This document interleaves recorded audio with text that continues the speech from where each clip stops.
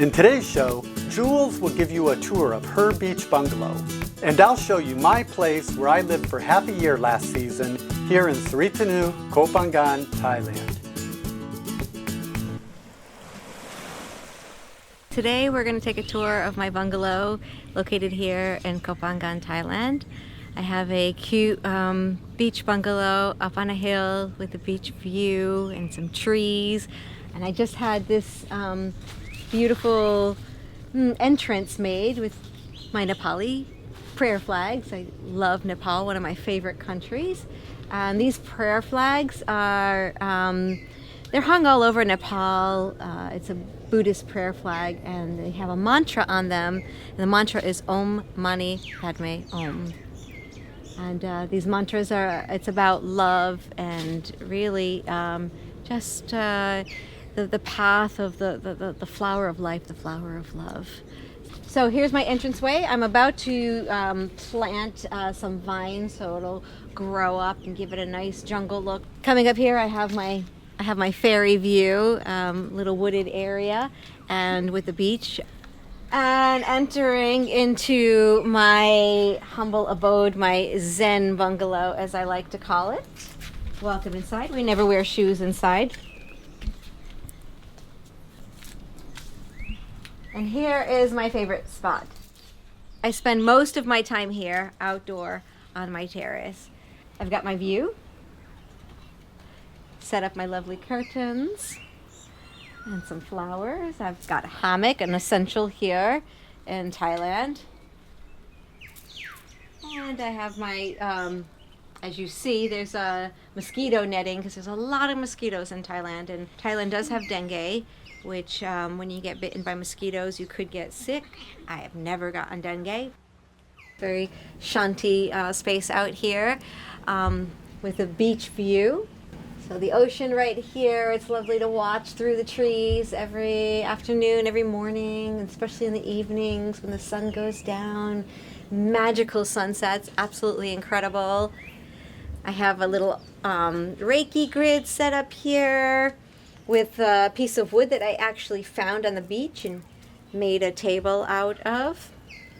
I do my trainings here as well. I have my Reiki courses here and teach some private yoga classes here and do therapy and healing. So this is pretty much one of my spaces to do my work in. A lot of writing as well.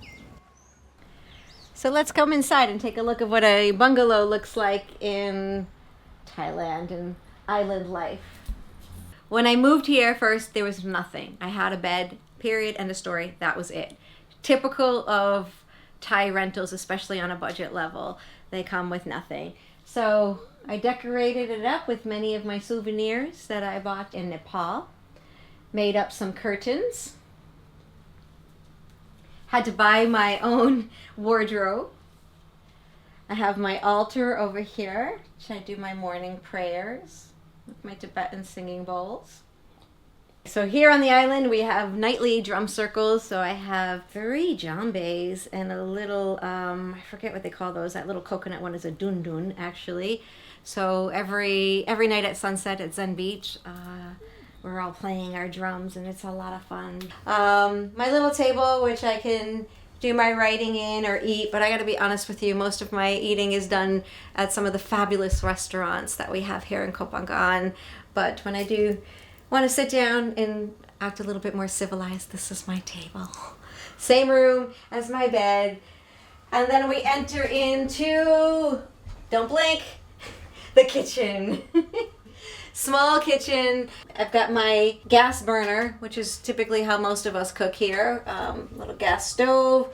I've lived here for 3 years. I don't think I've ever filled up the gas tank, so don't do too much cooking. Most of what I do is I make smoothies with my nanotech, high-tech smoothie maker similar to a Vitamix. I make my coffee, Greek coffee.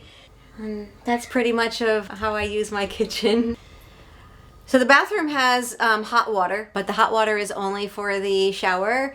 The sink has no hot water, and nor does the kitchen sink. And the other thing I'm happy about is that I have a Western style toilet rather than the Thai squat style toilet. This place also comes with Wi-Fi. The Wi-Fi here on Koh Phangan is really good, which makes it a nice place for digital nomads to come here and do their work. There's a lot of shade. I have the beach breeze because there is no AC in this house, which I wouldn't use anyway. I'm not a big fan of AC, but it never really gets too hot in here. I have a fan set up for when I get too hot, but I actually don't even use that every night. It's pretty nice, pretty comfortable in this bungalow. An average bungalow like this will run you around 10 to 15,000 baht a month. It depends on how long you've been here and how much in advance that you will pay and how long you're staying. So that will run you about 300 to 450 US dollars. And that is a long-term rental. A house like this on a day rate would cost you around 750 to 1,000 baht, maybe even up to 1,500 baht if you're doing a day rate. I do know that that's a bit expensive as compared to other places in Thailand, but Koh Phangan is one of those spaces that a lot of people want to be. So just like New York City, one of the places I used to live, if you want to live in the city, you gotta pay to live in the city. You want to live on the island, you gotta pay to live in the island. Up next, I'll show you where I lived at for half of the last year. And in our next video, I'll give you a tour of the beach bungalow where I'm living at now. Make sure to subscribe and click the bell so you'll be notified when the next video is up.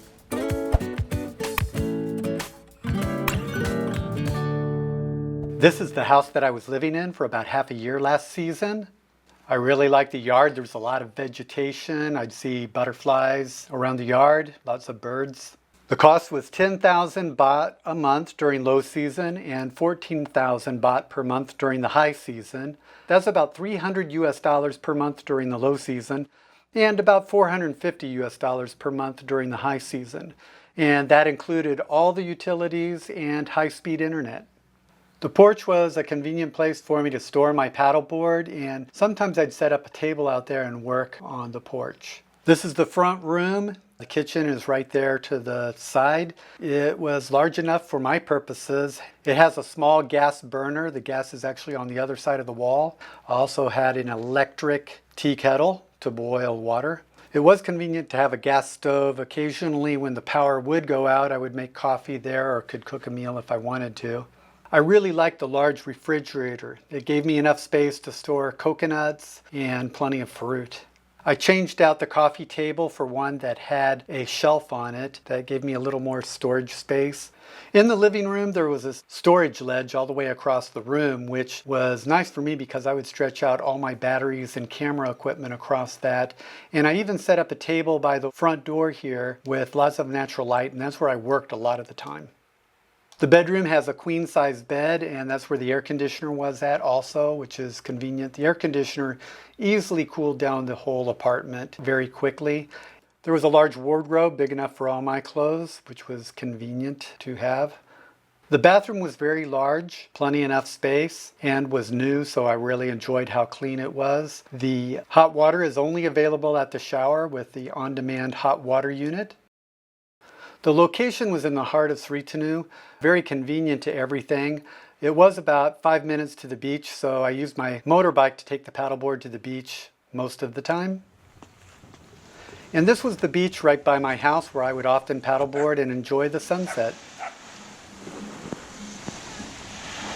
Please take the time to leave a comment below, letting us know what you like or what you would like to see more of. Giving us a like and leaving a comment helps us to keep bringing you free videos like this.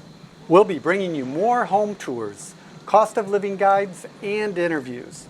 If you like this video, make sure to subscribe and click the bell so you'll be notified when the next video is up.